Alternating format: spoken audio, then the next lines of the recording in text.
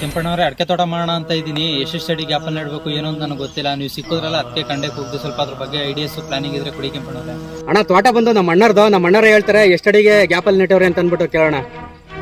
ಹೇಳಿ ಅಣ್ಣ, ಎಷ್ಟಡಿ ಗ್ಯಾಪ್ ಅಲ್ಲಿ ನೆಟ್ಟಿರೋದು ನೀವು? ನಾವು ಮೂಡ ಪಡವ 10 ಅಡಿ ನೆಟ್ಟಿದ್ದೀವಿ, ತೆಂಕ ಬಡಗ 6 ಅಡಿ ನೆಟ್ಟಿದ್ದೀವಿ. ಕೆಂಪಣ್ಣವ್ರೆ, ಕಳೆ ಎಲ್ಲ ಈ ತರ ಬೆಳ್ಕೊಬಿಟ್ಟೈತಲ್ಲ, ಸ್ವಲ್ಪ ಕ್ಲೀನ್ ಮಾಡೋದಲ್ಲ ನೀವು? ಇದೆಲ್ಲ ಒಂದು ರೋಟ್ರಿ ಹೊಡಿಸ್ಬೇಕು ಬ್ರದರ್. ಏನ್ ಮಾಡಿರಿ, ಮಳೆನೇ ಇಲ್ವಲ್ಲ ಸದ್ಯಕ್ಕೆ. ಗಿಡಕ್ಕೆ ನೀರ್ ಮಾಡಿದ್ರೆ ಸಾಕು, ಹಂಗಾಗೈತೆ. ಮಳೆ ಅಂದ ತಕ್ಷಣ ಇದೆಲ್ಲ ರೋಟ್ರಿ ಹೊಡಿಸಿ ತೋಟನ ಕ್ಲೀನ್ ಮಾಡ್ಬೇಕು. ನಿಜ ಕೆಂಪಣ್ಣ, ನೀವ್ ಹೇಳಿದ ಮಾತು.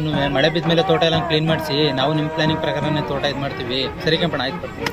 ಈ ರೈತ ನಗುವುದು ಭಾರತ, ಈ ಭಾರತ.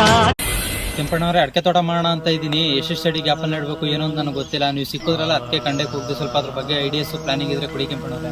ಅಣ್ಣ, ತೋಟ ಬಂದು ನಮ್ಮ ಅಣ್ಣರೇ ಹೇಳ್ತಾರೆ ಎಷ್ಟಡಿಗೆ ಗ್ಯಾಪ್ ಅಲ್ಲಿ ನೆಟ್ಟವ್ರೆ ಅಂತ ಅಂದ್ಬಿಟ್ಟು ಕೇಳೋಣ.